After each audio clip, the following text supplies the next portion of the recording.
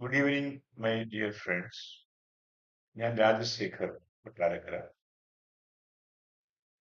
ഞാൻ വിദ്യാഭ്യാസ വകുപ്പിൽ നിന്ന് റിട്ടയർ ചെയ്ത ഉദ്യോഗസ്ഥനാണ്. അധ്യാപകനല്ല, മിനിസ്റ്റീരിയൽ ലെവൽ. കുഞ്ഞുങ്ങളുമായിട്ട് ഇടപഴകുന്നത് എനിക്കൊരു ഇഷ്ടമുള്ള കാര്യമാണ്. അപ്പോൾ ഞാൻ ഇവിടെ 2 ചാനലുകൾ ഇന്നലെ മുതൽ 2 ദിവസമായിട്ട് ഓണായിട്ടുണ്ട്. അതിൽ വീഡിയോസ് ഒന്നും ഉണ്ടായിരുന്നില്ല. അതിൽ ഒന്നാമത്തെ ചാനലായ PNR ക്ലാസ്സസ് എന്ന് പറയുന്ന ഈ ചാനലിൽ ആദ്യത്തെ വീഡിയോ ആണ് ഇവിടെ അപ്ലോഡ് ചെയ്യുന്നത്. അത് ഈ പേരിന്റെ പ്രസക്തി എന്ന് പറഞ്ഞിട്ട് കാര്യത്തിലേക്ക് കിടക്കാം. PNR, അത് പലരും സംശയം ഉന്നയിക്കുന്നത് എന്താണ് PNR. PNR എന്ന ഒരു ചുരുക്കെഴുതാണ്, 3 അക്ഷരങ്ങൾ. PNR, അത് ഒന്ന് നീട്ടിയപ്പോൾ PNR ആയി. അത് PNR. ആ PNR എന്ന് പറഞ്ഞ PN രാഘവൻ എന്റെ അച്ഛന്റെ പേരാണ്. അദ്ദേഹം ഇന്ന് എന്റെ കൂടെ ഇല്ല. എന്നാൽ അദ്ദേഹത്തിന്റെ സ്മരണകൾ എനിക്കെന്നും ഒരു പ്രചോദനമാണ്. അദ്ദേഹത്തിന്റെ ഓർമ്മകൾ. അദ്ദേഹത്തിന് വേണ്ടിയുള്ള അദ്ദേഹത്തിന്റെ ട്രിബ്യൂട്ടാണ് ഞാൻ ഈ പേര് സെലക്ട് ചെയ്തത്. അപ്പൊ നമ്മുടെ ക്ലാസിന്റെ ഒരു പ്രത്യേകത, ഇതൊരു class room, class tuition platform ആണ് യഥാർത്ഥത്തിൽ. എന്നാൽ പരമ്പരാഗതമായ ട്യൂഷൻ സമ്പ്രദായങ്ങളിൽ നിന്ന് വ്യത്യസ്തമായ ഒരു കാഴ്ചപ്പാട്. അതായത് സാധാരണ ട്യൂഷൻ ക്ലാസ്സുകളിൽ കുട്ടികളെ സ്കൂൾ ക്ലാസ്സുകളിൽ അധ്യാപകർ പഠിപ്പിക്കുന്നു. അതേ പാഠഭാഗങ്ങളെ ട്യൂഷൻ മാസ്റ്റർമാർ പഠിപ്പിക്കുന്നു. വൈകുന്നേരങ്ങളിൽ രാവിലെ കുട്ടികൾ ഫ്രഷ് ആയിരിക്കും. വൈകുന്നേരം 4 മണി വരെ, 10 മുതൽ 4 മണി വരെയുള്ള ക്ലാസ് സെഷനിൽ സ്കൂളിൽ പഠിച്ച അതേ കുട്ടി 4:30 മണി മുതൽ 6 മണി വരെ, 5:30 വരെ ഒരു ട്യൂഷൻ സെന്ററിൽ നിന്ന് പഠിക്കുന്നു. സ്കൂൾ ക്ലാസ്സിൽ പഠിച്ച അതേ ഭാഗങ്ങൾ വീണ്ടും പഠിക്കുന്നു. ഒരുപാട് സമ്മർദ്ദങ്ങളിൽ അകപ്പെടുന്നു. ഒടുവിൽ ഈ സ്കൂൾ അധ്യാപകരും ട്യൂഷൻ സാറും പിന്നെ പ്രൈവറ്റ് ട്യൂഷനിലുള്ള അധ്യാപകർ എല്ലാവരും ചേർന്ന് ഇവനെ തല്ലിപ്പഴിപ്പിച്ച് 1ാം സ്ഥാനക്കാരനാക്കുന്നു. ഫുൾ A+ വാങ്ങിക്കുന്ന, ഫുൾ A+കൾ ആഘോഷിക്കുന്ന ഒരു കാലത്തിലേക്കാണ് പോകുന്നത്. ഈ പഠന പ്രക്രിയയിൽ കുട്ടിയുടെ മാനസികാവസ്ഥ, അവൻ അനുഭവിക്കുന്ന മാനസിക സംഘർഷങ്ങൾ, അതിനെപ്പറ്റിയൊന്നും ആരും അഡ്രസ് ചെയ്യുന്നില്ല. എവിടെയും ചർച്ചകളൊക്കെ നടക്കുന്നുണ്ട്, എന്നല്ലാതെ അത് കൃത്യമായി അഡ്രസ് ചെയ്യുന്നതായിട്ട് എനിക്ക് തോന്നുന്നില്ല. അതുകൊണ്ടാണ് ഇതില് നമ്മള് ഈ KYC എന്നൊരു ഭാഗം ഞങ്ങൾക്കുണ്ട്. KYC, no your child, no your children. അതാണ് പ്രസക്തമായി. ആദ്യം കുട്ടിയെ അറിയുക. കുട്ടിയെ അറിയാതെ കുട്ടിയെ എങ്ങനെ പഠിപ്പിക്കാൻ കഴിയുക? എത്ര പേർ ശ്രമിക്കുന്നുണ്ട്? എത്ര അധ്യാപകർ ശ്രമിക്കുന്നുണ്ട്? കാര്യം ആ വിഷയത്തിലേക്ക് കിടക്കുമ്പോൾ പിന്നെ വിവാദങ്ങളൊക്കെ ഉണ്ടാവാൻ സാധ്യതയുണ്ട്. അത് കാര്യമൊന്നുമില്ല. എത്ര പേർ മനസ്സിലാക്കുന്നുണ്ട് കുട്ടിയെ? എത്ര രക്ഷിതാക്കൾ മനസ്സിലാക്കുന്നുണ്ട് കുട്ടിയെ? ആ ഭാഗം നമ്മൾ ചർച്ച ചെയ്യുമ്പോൾ ആദ്യം നമ്മുടെ ഭൂരിഭാഗം രക്ഷിതാക്കളും ഇതൊരു കുറ്റം പറച്ചിലോ കുറ്റാരോപണമോ വിവാദം ഉണ്ടാക്കാനുള്ള ശ്രമമോ ഒന്നുമല്ല എന്ന് മനസ്സിലാക്കേണ്ട ഒരു കാര്യം. ഞാനൊരു രക്ഷിതാവാണ്. അപ്പൊ നമ്മുടെ രക്ഷിതാക്കളുടെ ഒരു പ്രശ്നം എന്താ വെച്ചാല്, നമ്മുടെ കുട്ടിയെ ഏറ്റവും നല്ല വിദ്യാഭ്യാസം ചെയ്ത് നൽകി ഏറ്റവും ഉന്നത സ്ഥാനത്ത് എത്തിക്കുക എന്ന് പറയുന്ന ഒരു ലക്ഷ്യമുണ്ട് എല്ലാ രക്ഷിതാക്കൾക്കും. എന്റെ കുട്ടി നല്ലവണ്ണം പഠിച്ച് നല്ല ഒരു സ്ഥാനത്തെത്തണം, വലിയ ഉദ്യോഗസ്ഥനാണോ, വലിയ അധികാരങ്ങളുള്ള, അല്ലെങ്കിൽ വലിയ സമ്പത്ത് ഉണ്ടാക്കാൻ കഴിയുന്ന തരത്തിലുള്ള ഒരു ജോലി കിട്ടുന്ന തരത്തിലുള്ള ഒരു വിദ്യാഭ്യാസം അവന് കൊടുക്കണം. അവന് നല്ല മനുഷ്യനാവണമെന്ന് ആരും ആഗ്രഹിക്കുന്നില്ല എന്നല്ല, അതല്ല ലക്ഷ്യം. പ്രധാന ലക്ഷ്യം ഇതാണ്. അപ്പൊ അതിനുവേണ്ടി ഏറ്റവും മുന്തിയ സ്കൂൾ എന്ന് പറയുമ്പോൾ വലിയ പുറത്തുനിന്ന് നോക്കുമ്പോഴെല്ലാം അവിടെ ഗംഭീരമാണെന്ന് തോന്നുന്ന തരത്തിലുള്ള വലിയ ബിൽഡിങ്ങുകളും ഒരുപാട് സ്കൂൾ ബസ്സുകളും ഒക്കെയുള്ള, ഒരുപാട് ഫീസുള്ള, ഒരുപാട് ജാടകളുള്ള സ്കൂളുകളിൽ കുട്ടികളെ കൊണ്ട് ആക്കുന്നു, പഠിപ്പിക്കുന്നു. ഈ കുട്ടിയുടെ മാനസികാവസ്ഥ ആരും അറിയുന്നില്ല. അവനവിടെ കഴിഞ്ഞാൽ പിന്നെ നമ്മുടെ ലക്ഷ്യം എന്ന് പറഞ്ഞാൽ അവൻ കേമനായി വളരുക. മറ്റുള്ളവരെ തോൽപ്പിച്ച് ഒന്നാം സ്ഥാനക്കാരനാവുക. അത് വേണം. ആ, പഠനത്തിൽ മുമ്പിൽ നിൽക്കുക എന്നുള്ളത് അത്യാവശ്യം തന്നെയാണ്. പക്ഷെ മറ്റുള്ളവരെ തോൽപ്പിച്ച് ഒന്നാം സ്ഥാനക്കാരനാവും. ഒരിക്കലും രണ്ടാം സ്ഥാനക്കാരനാവരുത്. ആയാൽ അവൻ വീട്ടിൽ ചെല്ലുമ്പോൾ പിന്നെ അതിന്റെ പീഡനങ്ങൾ. അപ്പൊ ഇവിടെ ഞാനിപ്പോ ഒരു സിനിമ ഓർത്തു പോവാണ്. അതായത് നമ്മുടെ എല്ലാ രക്ഷിതാക്കളും കണ്ടിരിക്കുന്നുണ്ട്. നമ്മുടെ ഭദ്രൻ സംവിധാനം ചെയ്ത ഒരു സിനിമയുണ്ട്. അതിന്റെ പേര്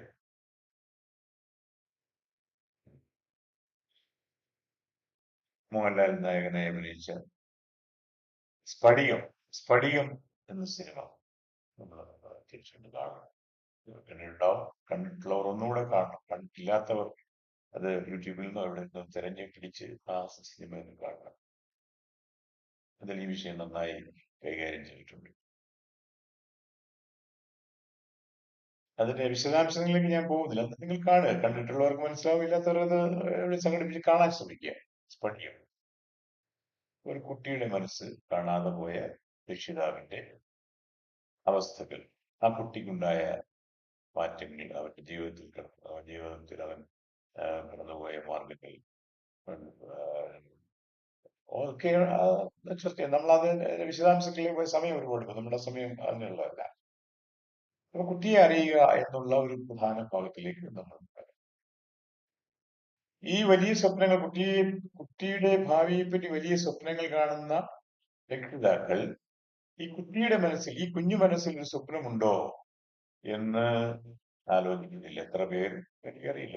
എനിക്ക് തോന്നുന്നത് എന്റെ ഒരു നിരീക്ഷണത്തിൽ ഒരു 98% പേരും അക്കാര്യത്തിൽ പരാജയം.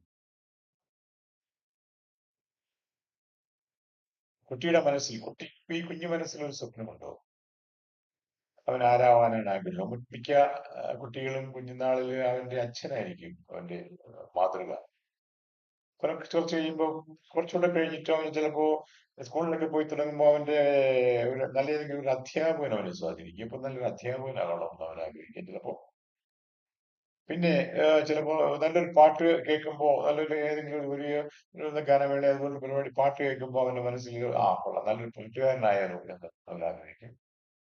നല്ല ചിത്രം കാണുമ്പോ ചിത്രകാരനായാലോ എന്ന് ആലോചിക്കും. ഇങ്ങനെ പലതും. പിന്നെ അങ്ങനെ അവന്റെ അഭിരുചികൾ ഇങ്ങനെ പല ഘട്ടത്തിൽ ഇങ്ങനെ മാറി മാറി മാറി മാറി വന്നിട്ട് എവിടെയെങ്കിലും ഒരിടത്ത് വന്ന് ഘട്ടത്തിൽ ഉറയ്ക്കും. ചെറിയ പ്രായത്തിൽ തീരെ ചെറിയ പ്രായത്തിൽ അത് പറയും. അപ്പൊ അവനൊരു പാഷൻ ഉണ്ടാവും. ഏതാണ് എന്റെ മാർഗം? അധ്യാപകനാണോ, ഫോട്ടോഗ്രാഫറാണോ? ഇങ്ങനെ എവിടെയെങ്കിലും ഒരു പാഷൻ അവനോട് സ്ട്രൈക്ക് ചെയ്യും. ഇത് നല്ല നിരീക്ഷണത്തിലൂടെ രക്ഷിതാവിന് മനസ്സിലാക്കാൻ കഴിയും. കഴിയുന്നില്ല നമ്മളോട് ചോദിക്കാം. അത് ഒരു ഘട്ടത്തിൽ ഏതെങ്കിലും ഒരു ഘട്ടത്തിൽ ആ കുട്ടിയോട് ആലോചിക്കും. എന്താണ് മോനെ, നിനക്ക് എന്താണ് അവനാണ് ആഗ്രഹം? അപ്പൊ ആദ്യമൊക്കെ ചിലപ്പോൾ പറയുന്നത് ആയിരിക്കില്ല. പിന്നെ പിറ്റേന്ന് അല്ലെങ്കിൽ കുറച്ച് കഴിയുമ്പോൾ മാറ്റങ്ങൾ ഉണ്ടാവും. എങ്കിലും ഏതെങ്കിലും ഒരു പാഷനിൽ അവൻ ഉറച്ചു കഴിഞ്ഞാൽ നമ്മളത് മനസ്സിലാക്കി, അല്ലെങ്കിൽ നിരീക്ഷണത്തിലൂടെയോ അല്ലെങ്കിൽ നമ്മൾ ചോദിച്ചിട്ടോ എങ്ങനെ മനസ്സിലാക്കിയതിന് ശേഷം നമ്മൾ എന്ത് ചെയ്യണം? അത് അതുപോലെ അംഗീകരിച്ചു കൊടുക്കണമെന്നല്ല. സമൂഹത്തിന് ഗുണം ചെയ്യുന്ന, എനിക്ക് ഗുണം ചെയ്യുന്ന, കുടുംബത്തിന് ഗുണം ചെയ്യുന്ന ആ ഒരു ജീവിത മാർഗം ഉണ്ടാക്കാൻ കഴിയുന്ന ഏതെങ്കിലും നല്ലൊരു പാഷൻ ഉണ്ടെങ്കിൽ അതിനെ പ്രോത്സാഹിപ്പിക്കുകയും, അതല്ല എങ്കിൽ കുറച്ചുകൂടെ മെച്ചപ്പെട്ട എന്തൊക്കെ ഉണ്ട് മകനെ എന്ന് പറഞ്ഞ് മനസ്സിലാക്കി, അല്ലെങ്കിൽ മോളെ എന്ന് പറഞ്ഞ് മനസ്സിലാക്കി അത് പ്രത്യേകിച്ച്. അല്ലാതെ നമ്മുടെ സ്വപ്നങ്ങൾ അവന്റെ മേൽ അടിച്ചേൽപ്പിച്ചിട്ട് അവന് ഇഷ്ടമില്ലാത്തൊരു മേഖല. ഇപ്പോ എഞ്ചിനീയർ ആവാൻ ആഗ്രഹിച്ച ഒരുത്തനെ ഡോക്ടർ ആക്കുക നമ്മള്. അധ്യാപകനാകാൻ ആഗ്രഹിച്ചവനെ എഞ്ചിനീയർ ആക്കുക. അപ്പൊ എന്ത് സംഭവിക്കും? അവനെ ആ വൃത്തിയിൽ, എഞ്ചിനീയറിംഗ് ആ വൃത്തിയിൽ, അല്ലെങ്കിൽ ഡോക്ടർ എന്ന് പറയുന്ന ആ വൃത്തിയിൽ അധ്യാപകനാകാൻ ആഗ്രഹിച്ചവന് ഒരു നല്ല ഡോക്ടറോ ഒരു നല്ല എഞ്ചിനീയറോ ആവാൻ കഴിയില്ല. അവന്റെ മനസ്സിൽ വേറെ പാഷനിൽ കിടക്കുകയാണ്. അവൻ അധ്യാപകനാകാനാണ് ആഗ്രഹം. അല്ലെങ്കിൽ അധ്യാപകനാകാൻ ആഗ്രഹമില്ലാത്ത ഒരുത്തനെ പിടിച്ച് സന്ദർഭത്തിൽ പെട്ടെന്ന് ജോലി കിട്ടാൻ മാർഗമുണ്ട്. എയ്ഡഡ് സ്കൂളിലൊക്കെ പല പൈസ എടുത്താൽ ജോലി കിട്ടും. അതുകൊണ്ട് നീ പോയി B.Ed ഒക്കെ പഠിച്ചിട്ട് വാ, നമുക്ക് അങ്ങനെ അധ്യാപകനായി വരുന്ന ഒരു കുട്ടിയാണോ പെണ്ണാരായാലും അതെന്തായാലും അത് അതിനേക്കാൾ ദുരന്തമായിരിക്കും. ഒരു തലമുറയിൽ തന്നെ ഒന്നിലധികം തലമുറകളെ നശിപ്പിക്കുന്ന ഒരു സമ്പ്രദായത്തിലേക്ക് പോകും. കാരണം ആ അധ്യാപനം എന്ന് പറയുന്ന ആ ഒരു ജോലി ഒരു പാഷനായി അവന്റെ മനസ്സിലില്ലെങ്കിൽ അവനൊരു അധ്യാപകനാകാൻ പറ്റില്ല. നല്ല അധ്യാപകനാവില്ല. അവൻ പിന്നെ എന്താവും? വലിയ അല്ലെങ്കിൽ അധ്യാപകനാണെന്ന് ആക്ട് ചെയ്ത് ഒരു തലമുറയെ തന്നെ നശിപ്പിക്കാം. ഒന്നല്ല, തലമുറകളെ നശിപ്പിക്കാൻ കഴിയുമല്ല. കാരണം ഏറ്റവും കൂടുതൽ കുട്ടികളെ സ്വാധീനിക്കുന്ന രക്ഷിതാക്കൾ കഴിഞ്ഞാൽ ഏറ്റവും കൂടുതൽ കുട്ടികളെ സ്വാധീനിക്കാൻ കഴിയുന്നത് അധ്യാപകർക്കാണ്. അവരുടെ എന്നെ സംബന്ധിച്ച് പറഞ്ഞാൽ നല്ല അധ്യാപകർ ക്ലാസ്സിലിരിക്കാൻ ഭാഗ്യം കിട്ടിയവനാണ് ഞാൻ. ഫ്രം ദി വെരി ബിഗിനിങ്, അതായത് പ്രൈമറി ക്ലാസ് മുതൽ. ആ ജീവിതത്തിൽ എന്നും ഈ അധ്യാപകരെ ഓർക്കാത്ത ദിനങ്ങളില്ല. അങ്ങനെയാണ്. അത്ര സ്വാധീനം എനിക്ക് ചെലുത്തിയവരാണ് എന്റെ അധ്യാപകർ അന്നത്തെ കാലത്ത്. അപ്പൊ ഞാൻ കൂടുതൽ ആ ഭാഗത്തേക്ക് പോകുന്നില്ല. അപ്പോ നമ്മൾ എന്ത് ചെയ്യണം? കുഞ്ഞിനെ അറിയും, കുഞ്ഞുങ്ങളെ അറിയാം, നമ്മുടെ കുട്ടികളെ അറിയണം. എത്ര പേര്, എത്ര രക്ഷിതാക്കൾ ഈ നമ്മുടെ കുഞ്ഞുങ്ങളെ നമ്മളോട് ചേർത്ത് നിർത്തി തോളത്ത് തട്ടി, കുഞ്ഞെ മോനെ നിനക്കെന്തെങ്കിലും പ്രശ്നമുണ്ടോ? നീ ഹാപ്പിയാണോ? സ്കൂളിൽ, വീട്ടിൽ എന്തെങ്കിലും പ്രശ്നമുണ്ടോ? നിനക്ക് എന്തെങ്കിലും പ്രശ്നമുണ്ടെങ്കിൽ എന്നോട് പറ, ഞാനുണ്ട് ഇവിടെ.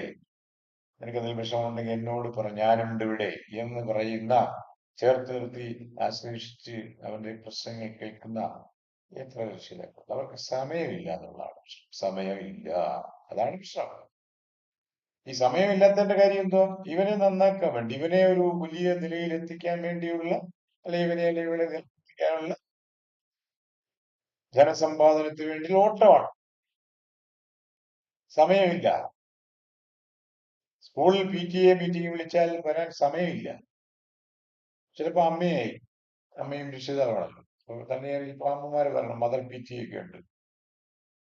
അവിടെ വരുന്നു, അവര് വന്നിട്ട് എന്താണ് അവിടെ ക്രിയാത്മകമായ ചർച്ചകളോ പ്രശ്നപരിഹാരങ്ങളോ ഒന്നും ഉണ്ടാകുന്നില്ല.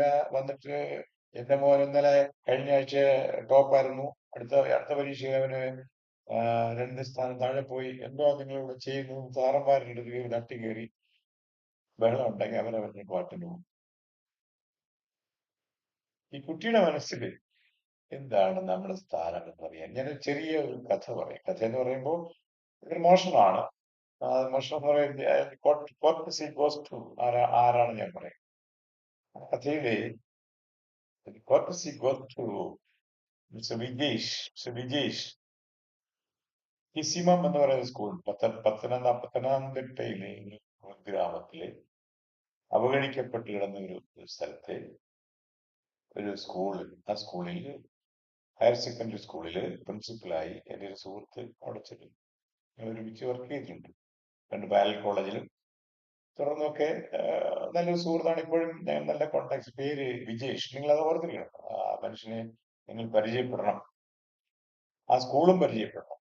വളരെ പിന്നോക്കാവസ്ഥയിൽ കിടന്ന ഒരു ഉൾഗ്രാമത്തിലെ ഒരു സ്കൂളാണ് പത്തനംതിട്ട ജില്ലയിലെ കിസിമം. ആ കിസിമം സ്കൂളിലെ പ്രിൻസിപ്പലായ വിജേഷ് ഒരിക്കൽ ഒരു അദ്ദേഹം കൊട്ടാരക്കര ഹയർ സെക്കൻഡറി സ്കൂളിൽ വർക്ക് ചെയ്യുമ്പോൾ, അന്ന് പ്രിൻസിപ്പൽ അല്ല, വർക്ക് ചെയ്യുമ്പോൾ അവിടുത്തെ സ്കൂൾ മാഗസിനിൽ എഴുതിയ ഒരു കഥയാണ്. അതിൽ നിന്ന് ഒരു ഭാഗം മോഷ്ടിച്ചാണ് ഞാൻ നിങ്ങൾക്ക് അടുത്ത് അവതരിപ്പിക്കുന്നത്. അപ്പോൾ ഞാനിത് ആ കഥ മോഷ്ടിച്ചതാണ് എന്ന് പറയുന്നത് എനിക്ക് വിഷമമൊന്നുമില്ല, സന്തോഷമേ ഉള്ളൂ. വിജേഷിന് അതിന് കോർട്ടസി ടു മിസ്റ്റർ വിജേഷ് ഇത് കേൾക്കുന്നെങ്കിൽ അദ്ദേഹത്തിന് മനസ്സിലാവും, അദ്ദേഹത്തിന് എൻജോയ് ചെയ്യാൻ കഴിയും. സബർദസ്ത കഥ ഇതാണ്. ഒരു തിരക്ക് പിടിച്ച ഒരു പ്രൊഫഷണൽ, ഒരു വ്യക്തി, ഒരു വലിയ ബിസിനസ് മാഗ്നറ്റ്, അയാളൊരു ബിസിനസ് ടൂറിന് പുറപ്പെടാനായി ഇരിക്കുകയാണ്. പ്ലെയിൻ കാത്തിരിക്കുന്നു, ലോഞ്ചിൽ ഇരിക്കുന്നു, ചെക്കിൻ ആയിട്ട് ഇരിക്കുമ്പോ തന്റെ മകൻ പഠിക്കുന്ന സ്കൂളിൽ നിന്ന് ഒരു ഫോൺ കോൾ. മിസ്റ്റർ, പേര് എന്തെങ്കിലും ആയിട്ട് XY. മിസ്റ്റർ, നിങ്ങളിപ്പോ എവിടെയാണ് സർ? അപ്പുറം ഞാൻ ബിസിനസ് ടൂറിൽ പോകാനുള്ള ശ്രമത്തിലാണ്, ഇരിക്കുകയാണ്. എന്താണ് പ്രശ്നം? സ്കൂളിൽ നിന്ന് വിളിക്കുമ്പോൾ ഒരു ആൻസൈറ്റി ഉണ്ടാവില്ല. എന്താണ് പ്രശ്നം? പെട്ടെന്ന് വിളിക്കുമ്പോൾ നിങ്ങൾ എത്രയും പെട്ടെന്ന് ഈ സ്കൂളിലേക്ക് വരണം. എത്രയും പെട്ടെന്ന് ഉപേക്ഷിക്കാതെ, ആകെ ടെൻഷൻ സ്കൂളിൽ നിന്ന് വിളിച്ചിട്ട് എത്രയും പെട്ടെന്ന് സ്കൂളിൽ വരണം എന്ന് പറയുമ്പോൾ, മകൻ പഠിക്കുന്ന സ്കൂളിലേക്ക് പെട്ടെന്ന് വരണം എന്ന് പറയുമ്പോൾ ഒരു രക്ഷിതാവ് പെട്ടെന്ന് ഒരു ആൻസൈറ്റി ഉണ്ടാവും, സ്വാഭാവികമായിട്ടും. എത്രയും പെട്ടെന്ന് സ്കൂളിൽ എത്തണം. വേറെ എന്താണ് പ്രശ്നം? എന്റെ മകൻ എന്തെങ്കിലും അപകടം പറ്റിയോ? അതല്ല അവൻ എന്തെങ്കിലും തോന്നിയാസങ്ങൾ കാണിച്ചോ? ഞാൻ വരേണ്ട ആവശ്യമുണ്ടോ? ഞാൻ വളരെ ഇമ്പോർട്ടന്റ് ആയ ഒരു മീറ്റിംഗിന് പങ്കെടുക്കാൻ വേണ്ടി പോവാൻ നിൽക്കുകയാണ്. നിങ്ങൾ കാര്യം പറയും. നിങ്ങൾ കാര്യമൊക്കെ പിന്നെ പറയാം. പ്രിൻസിപ്പളാ വിളിക്കുന്നത്. എത്രയും പെട്ടെന്ന് സ്കൂളിൽ എത്തുക. വേറെ ആങ്സൈറ്റി ഒന്നും വേണ്ട. അവൻ അപകടം പറ്റില്ല, അവൻ സേഫ് ആണ്, എന്റെ അടുത്തുണ്ട്.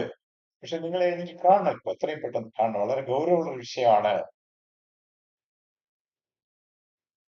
ആ അപ്പോ അയാൾ ബന്ധപ്പെട്ടവരെയൊക്കെ വിളിച്ചിട്ട് ഈ ബിസിനസ് ട്രിപ്പ് ക്യാൻസൽ ചെയ്യാൻ, ആ മീറ്റിംഗിന്റെ ക്യാൻസൽ ചെയ്യാനുള്ള ഏർപ്പാട് ചെയ്തിട്ട് പെട്ടെന്ന് സ്കൂളിലേക്ക് ഓടിയെത്തുകയാണ്.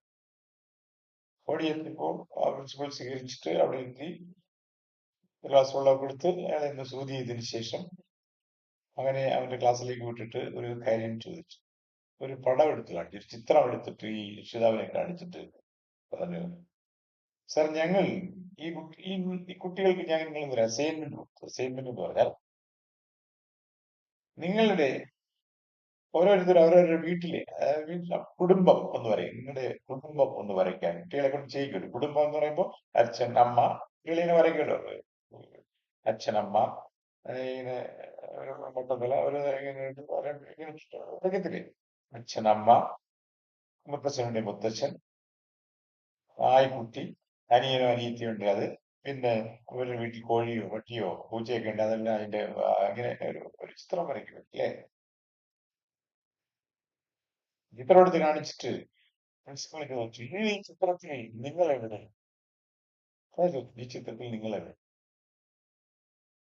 ചിത്രം വാങ്ങി നോക്കിയപ്പോ ശരിയാണ്, താൻ ചിത്രത്തിൽ അമ്മയുണ്ട്, അനിയനുണ്ട്, അനിയത്തിയുണ്ട്, പട്ടി പൂച്ച കോഴി എല്ലാം ഉണ്ട്. പക്ഷെ ആ ചിത്രത്തിൽ അച്ഛൻ എന്ന് പറയുന്ന കഥാപാത്രം ഇല്ല. അവൻ വരച്ച ചിത്രത്തിൽ അവന്റെ അച്ഛൻ ഇല്ല.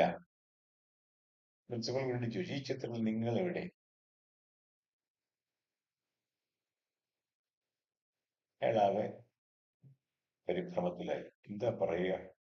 എന്തുകൊണ്ടാണ് ആ കുട്ടി ആ കുടുംബ ചിത്രത്തിൽ അവന്റെ അച്ഛനെ വരയ്ക്കാതിരുന്നത്? എന്തുകൊണ്ടാണ്? അയാൾ പെട്ടെന്ന് ആലോചിച്ചു, കൺഫ്യൂസ്ഡ് ആയി. അപ്പോ പറഞ്ഞു, സാർ ചേര് നിൽക്കൂ, ചേരൊന്ന് ശാന്തമായി, ഞാൻ അവനെ ഒന്ന് വിളിക്കട്ടെ. അവനെ വിളിച്ചിട്ട് നമുക്ക് ചോദിക്കാം. അപ്പൊ എല്ലാവരെയും കൂട്ടിയിരുത്തി ചോദിക്കുന്ന ഒരു പ്രശ്നമാണല്ലോ. അപ്പൊ കുട്ടിക്ക് അതൊരു വിഷമമാവും. അതുകൊണ്ട് അവനെ വിളിച്ചിട്ട് പ്രത്യേകം മാറ്റി നിർത്തി അവനോട് ചോദിച്ചു, എന്താ മോനെ, നിന്റെ കുടുംബ ചിത്രത്തിൽ നിന്റെ അച്ഛനെ വരയ്ക്കാത്തത്, നീ എന്താ അച്ഛനെ വിട്ടുപോയത് എന്താണെന്ന് ആ സാർ ചോദിച്ചു. അപ്പൊ അവൻ വേദനയോട് പറഞ്ഞു, ഞാൻ എന്റെ അച്ഛനെ അങ്ങനെ കാണാറില്ല. എന്റെ വീട്ടിൽ എപ്പോഴൊക്കെ വന്നു പോകുന്നു, ചിലപ്പോൾ എനിക്ക് കൃത്യമായിട്ടതെല്ലാം ചെയ്യുന്നുണ്ട്. അമ്മ പറയുന്നുണ്ട് ഇതാണ് അച്ഛൻ എന്ന് പലപ്പോഴൊക്കെ പറഞ്ഞു. ഞാൻ എന്റെ അച്ഛനെ കാണാറില്ല, എന്റെ മനസ്സിൽ പതിഞ്ഞിട്ടില്ല അത്. അതുകൊണ്ട് തോന്നുന്നില്ല. അവൻ ആ വികമ്പി പറഞ്ഞ് എനിക്ക് തെറ്റുപറ്റിപ്പോയതാ. പക്ഷെ എനിക്ക് എന്റെ മനസ്സിൽ തെളിയുന്നില്ല ആ രൂപം. അവനെ കുറ്റം പറഞ്ഞിട്ട് കഴിഞ്ഞ ആകെ. എന്നിട്ട് ഇവനെ ഈ രക്ഷിതാവിനെയും കൂടെ അടുത്ത് വിളിച്ചിട്ട് എനിക്ക് ഇങ്ങനെ വിരമിച്ചിട്ട് ഇങ്ങനെ ചോദിച്ചു. അവനാകെ രക്ഷിതാവ് ആകെപ്പാടെ കൺഫ്യൂസ്ഡ് ആയി. എന്നിട്ട് പറഞ്ഞു, സർ ഇനി നിങ്ങൾ തീരുമാനിക്കുക ആ ഫ്യൂച്ചർ ബാക്കി കാര്യങ്ങൾ. ഞാൻ ഈ കുട്ടി ഇവിടെ പഠിപ്പിക്കണോ, അല്ല ഞാൻ എന്ത് മെത്തേഡ് സ്വീകരിച്ചാൽ ഇവന്റെ മനസ്സിൽ, എന്ത് ചെയ്താൽ ഇവന്റെ മനസ്സിൽ നിങ്ങൾക്കൊരു സ്ഥാനമുണ്ടോ? അത് ഞാനല്ലോ ചെയ്യണം, നിങ്ങൾ എന്ത് ചെയ്യും, എന്താണ് നിങ്ങളുടെ പരിപാടി എന്ന് ചോദിച്ചു. ഇവൻ പറഞ്ഞു, സർ ഞാൻ ഇന്ന് ഇവനെ കൊണ്ടുപോയിക്കൊള്ളു. കൊണ്ടുപോകട്ടെ, നേരത്തെ ക്ലാസ് ചെയ്യാറായില്ല, ഞാൻ ഇവനെ കൊണ്ടുപോയിക്കൊള്ളട്ടെ ഇന്ന്. എന്നിട്ട് എന്താണ്, ഞാൻ ഇവനുമായിട്ട് അല്ലെങ്കിൽ കുടുംബമായിട്ട് ഇങ്ങനെ സമയങ്ങൾ ചെലവഴിച്ച് അധികം കൊണ്ടൊന്ന് കറങ്ങി എന്റെ ബിസിനസ് തിരക്കുകളെല്ലാം കുറഞ്ഞ നാളത്തേക്ക്, ഒരു മാസത്തേക്ക് ഞാനത് മാറ്റിവെച്ചിട്ട് ഞാൻ എന്റെ കുഞ്ഞിനോടൊപ്പം എന്റെ കുടുംബത്തോടൊപ്പം സമയം ചെലവഴിക്കാൻ പോവുകയാണ് സർ. ആ നല്ല തീരുമാനം.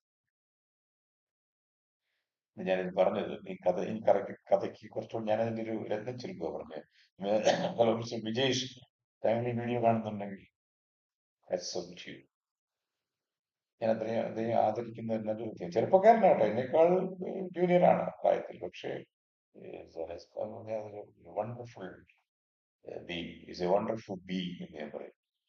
കിസിമ സ്കൂളിന്റെ അല്ലെങ്കിൽ ആർക്കെങ്കിലും അദ്ദേഹത്തെ അത് കോണ്ടാക്ട് ചെയ്ത് നന്നായിരിക്കും. ആ സ്കൂളിന്റെ ഇപ്പോഴത്തെ അവസ്ഥ എന്ന് പറഞ്ഞാൽ ആരും തിരിഞ്ഞു നോക്കാതെ കിടന്ന ഒരു സ്കൂളിൽ നിന്ന് വളരെ ഇന്റർനാഷണൽ ലെവലിൽ ശ്രദ്ധിക്കപ്പെടുന്ന സ്കൂളായി മാറി ചുരുങ്ങിയ സമയം കൊണ്ട്. അതാണ് അത് ഞാൻ പറഞ്ഞ. അപ്പൊ അത് ലെങ്തി ആയിപ്പോയി, അതെല്ലാം പിന്നെ വരാം.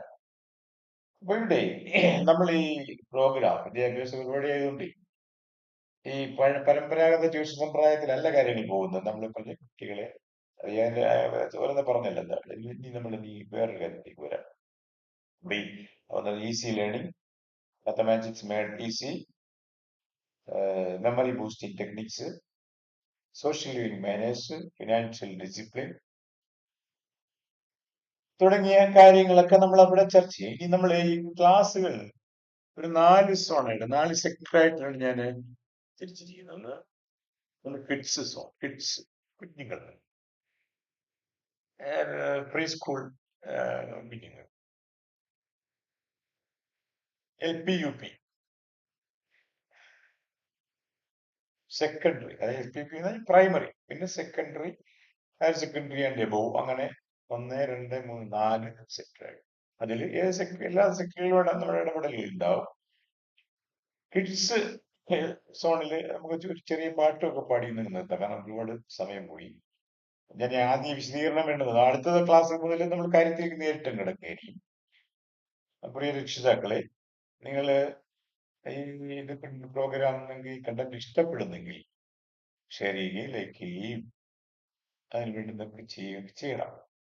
അത് ഞാൻ അതിനെ പറ്റി പറഞ്ഞു. ഞാൻ ഒരു പാട്ടും പാടി നമ്മളിന്ന് സെഷൻ അവസാനിപ്പിക്കാം. കുഞ്ഞുങ്ങൾക്ക് വേണ്ടിയുള്ളൊരു അപ്പൊ ഞാന് ഒരുപാട് പാട്ടുകളിൽ ഒരു പാട്ട് പെട്ടെന്ന് എന്റെ മനസ്സിൽ വന്നത് പ്രകൃതിയും ആയിട്ടുള്ള ഒരു താതാത്മ്യത്തെ സംബന്ധിക്കുന്ന, അല്ലെങ്കിൽ പാരസ്പര്യം എന്നൊരു കണ്ടുണ്ട്. അങ്ങോട്ട് ഡിപ്പെൻഡ് ചെയ്തിരിക്കുക. അങ്ങനെ ഡിപ്പെൻഡൻസ് ഇല്ലാതെ നമുക്ക് ജീവിച്ചു പോകാൻ പറ്റില്ല. നമ്മൾ പ്രേമസംഗീതം എന്ന കവിത പഠിക്കുമ്പോൾ മനസ്സിലാക്കുന്നുണ്ട്. ഇപ്പൊ അത് പാടാനൊന്നും നമുക്ക് സമയമില്ല. അത് അറിയാവുന്നവർ അത് ഓർക്കുക. അത് പാരസ്പര്യത്തിന്റെ ഒരു അങ്ങനെയുള്ളൊരു ചെറിയ പാട്ട് ഞാൻ കുട്ടികൾക്ക് വേണ്ടി ഇപ്പോൾ അവതരിപ്പിക്കുക. അവർ കുട്ടികൾ അത് കേട്ട് എൻജോയ് ചെയ്യട്ടെ, കൂടെ പാടട്ടെ.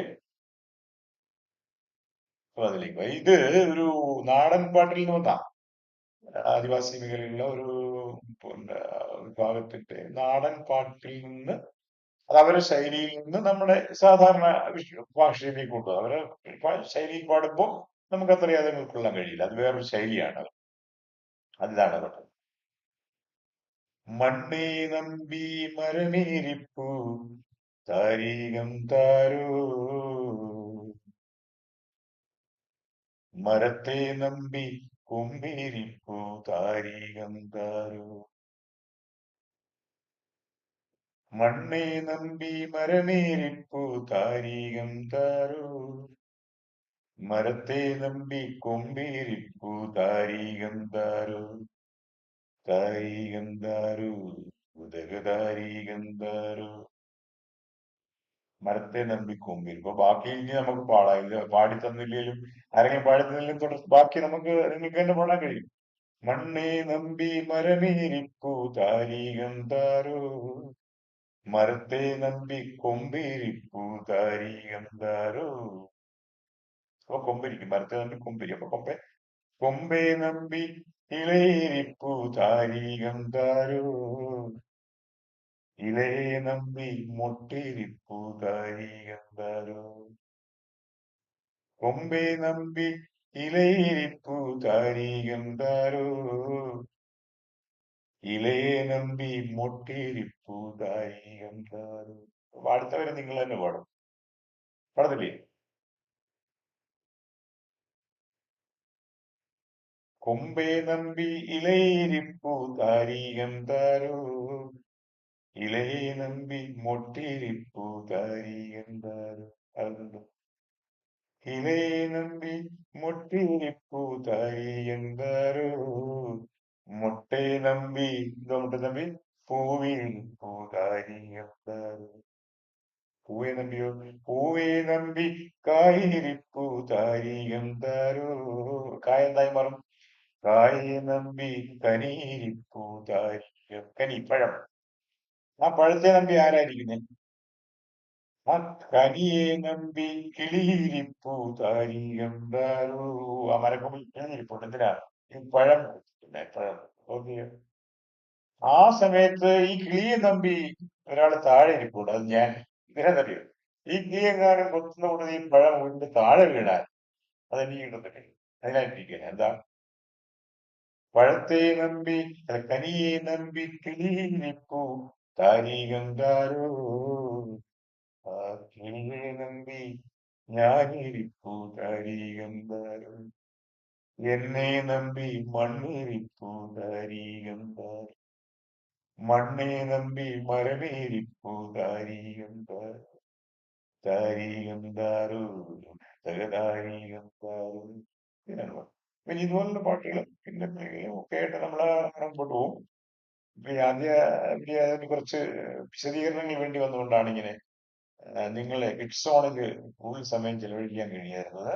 ഒരു ദിവസം പോലെ നമ്മള് കിഡ്സ് സോണിൽ വരുമ്പോ നേരെ നമ്മുടെ കോളേജിലേക്ക് കടക്കും. അപ്പൊ നിങ്ങൾക്ക് അതിനകത്ത് ഇന്ററാക്ട് ചെയ്യാനും പാടാനും പഠിക്കാനും കളിക്കാനും ഒക്കെയുള്ള വഴികൾ നമ്മൾ ചർച്ച ചെയ്യും. ഇങ്ങനെ പോകും. അപ്പൊ തൽക്കാലം ഇന്ന് തൽക്കാലം ഇതുകൊണ്ട് മതിയാക്കാം വിചാരിക്കുന്നു. അപ്പൊ എല്ലാവർക്കും ഒരു ശുഭരാത്രി. Happy days to come. Wish you all happy days. Okay.